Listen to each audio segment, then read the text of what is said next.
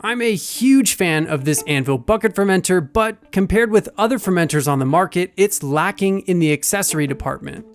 I think it's time we do something about that. Let's start with the lid. I found a weldless tri-clamp bulkhead that fits perfectly into not only this bucket fermenter lid, but all fermenter lids made by Anvil, including the bucket fermenter line and the Crucible line.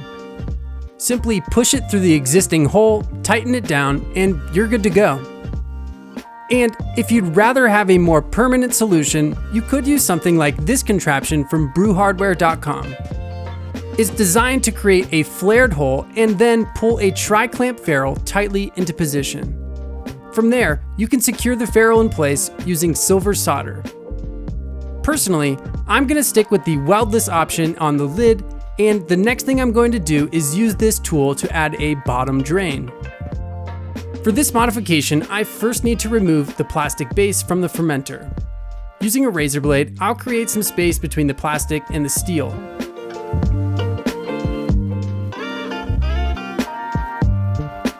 Now I'll switch to a butter knife and move around the fermenter until I've loosened all of the glue and I can remove the plastic base from the fermenter.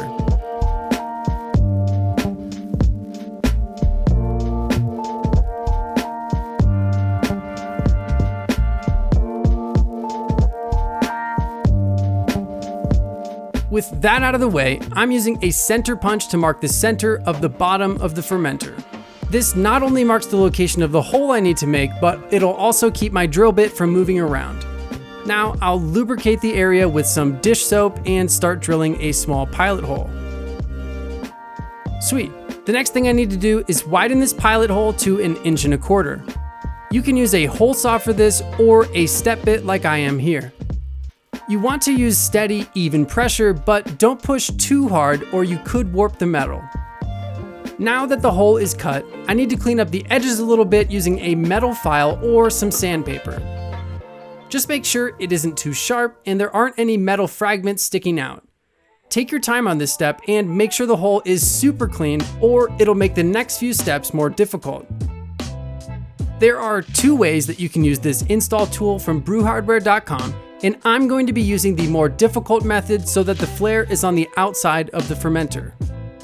With the cup on the outside and the flaring bullet on the inside of the kettle, I'm making sure everything is lined up perfectly before slowly tightening the bolt. This will get progressively harder to turn until the flaring bullet finally pulls through the kettle, leaving a perfectly flared hole. Now I can prep the surface using isopropyl alcohol and then add some flux to act as a lubricant for the next step, and it's also required for the soldering I'll do at the end. With that out of the way, I can reinsert the install tool, but this time in the opposite direction and with the tri-clamp ferrule following the flaring bullet like you see here.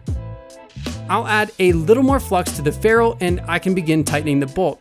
Again, make sure everything is perfectly lined up and then slowly tighten the bolt. I had to stop a couple times and adjust, but in the end, the ferrule slipped right into place.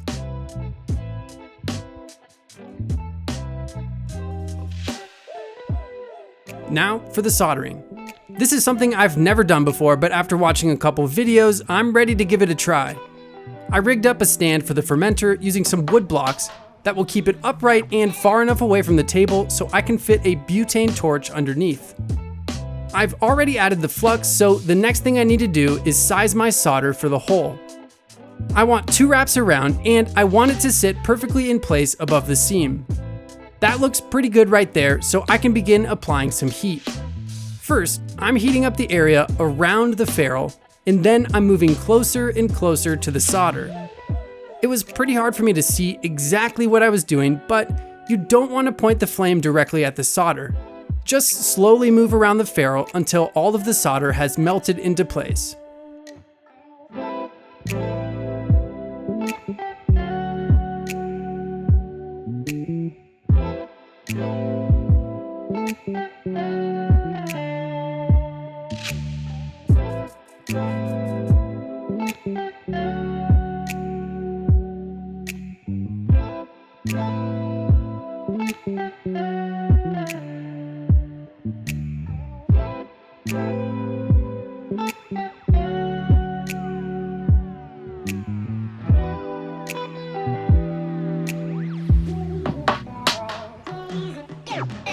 And dun dun dun dun, check it out, it worked.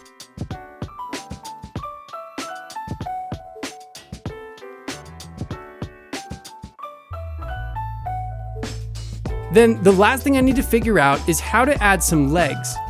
One option is to use some bolts, nuts, washers, and threaded feet. I found that 1/4-20 threads fit right through some existing holes in the base, and I think something like this could definitely work. Now, I can connect some fittings to the bottom, and I have a fully functional dump port that I can use to dump trube, hops, or even just recirculate some cleaning solution. And with a tri-clamp port on the lid, I can add a butterfly valve and then a sight glass for dropping hops in, a blow-off arm, a gas port, or anything else with a 1.5-inch tri-clamp fitting. Now, let's check out the final, completely unofficial Hops Gnarly Edition bucket fermenter.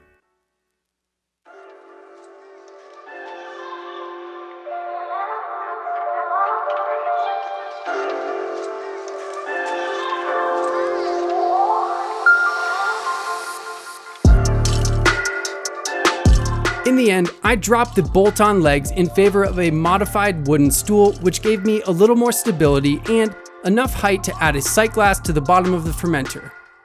If you want to help bring this concept to life as an official offering from Anvil, please, please, please let me know in the comments below.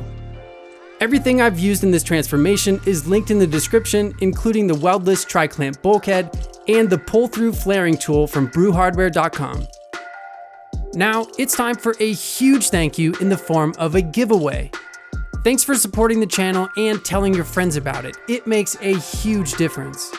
With a little help from our partners, we're celebrating the end of Season 3 by giving away 5 Anvil fermenters, a 1-year supply of Imperial yeast, and a whole bunch of merch.